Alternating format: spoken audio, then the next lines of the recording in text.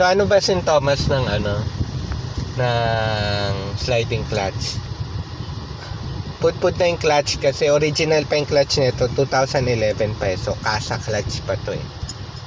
So ang sintomas niya, pag paakyat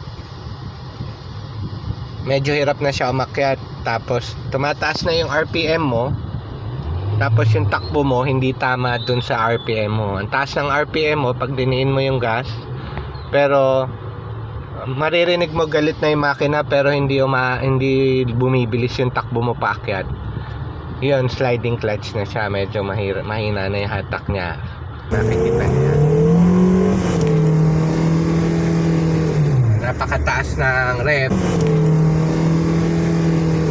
napakataas ng rev, pero yung takbo ganun lang. So yun, sliding clutch na yan ibig sabihin. Nakita nyo yung rev ko, ang taas-taas, tapos yung andar hindi naman nagbago. Yun, pag ganun, sliding clutch na. Ayun lang pa mga sir. Nyo kanina nung ang rev ko sa 6 na yung ang taas-taas na ng rev ko, yung RPM ko ang taas-taas na, racing na kumbaga, pero yung takbo ko parang naglalakad lang. So ganun po ang sliding clutch. Sana po nakatulong mga sir. May pong salamat. Pa-like and subscribe na lang po ng video.